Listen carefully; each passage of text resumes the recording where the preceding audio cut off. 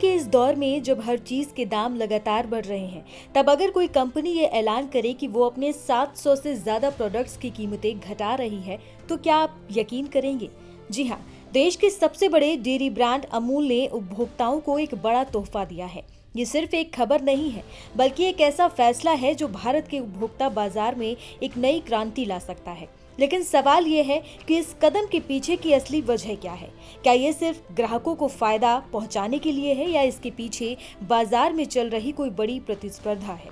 आज हम इस फैसले को डिकोड करेंगे और समझेंगे कि कैसे ये एक कदम भारत के उपभोक्ता बाजार को पूरी तरह बदल सकता है।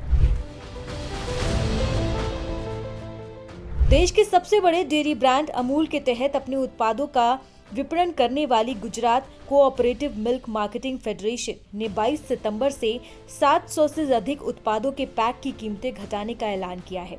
ये फैसला जीएसटी दरों में कटौती के बाद लिया गया है और कंपनी का कहना है कि वो इस कटौती का पूरा लाभ सीधे उपभोक्ताओं तक पहुंचा रहे हैं। ये फैसला सिर्फ कुछ चुनिंदा उत्पादों पर नहीं है, बल्कि घी, मक्खन, आइसक्रीम, पनीर, चॉकलेट, बेकरी उत्पाद, फ्रोजन स्नैक्स और मॉल्ट आधारित पेय जैसे 700 से ज्यादा उत्पादों पर लागू होगा।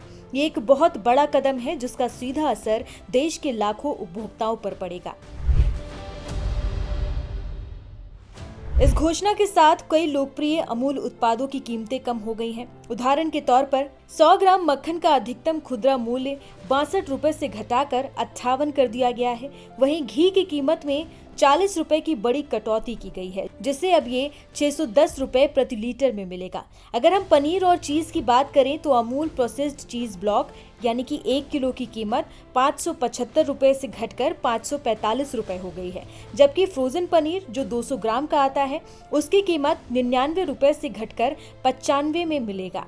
कंपनी का मानना है कि इस तरह कीमतों में कमी करने से देश के डेयरी उत्पादों की खपत बढ़ेगी। अमूल के एक बयान के अनुसार भारत में अभी भी प्रति व्यक्ति डेयरी उत्पादों की खपत बहुत कम है और ये कदम इसे बढ़ाने में मदद करेगा।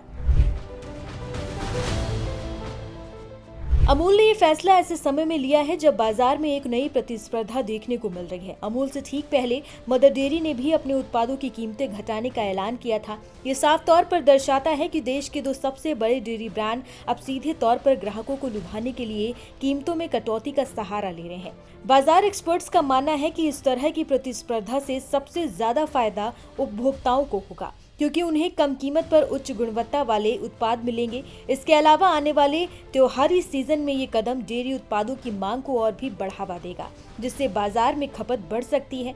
ये दिखाता है कि कैसे जीएसटी कटौती का फायदा सिर्फ कंपनियों तक सीमित नहीं रहा, बल्कि ये सीधे ग्राहकों की जेब तक पहुंचा है।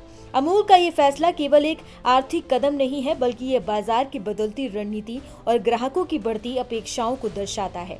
ये दिखाता है कि कैसे एक स्वस्थ प्रतिस्पर्धा से न केवल कंपनियों को फायदा होता है, बल्कि उपभोक्ताओं को भी राहत मिलती है।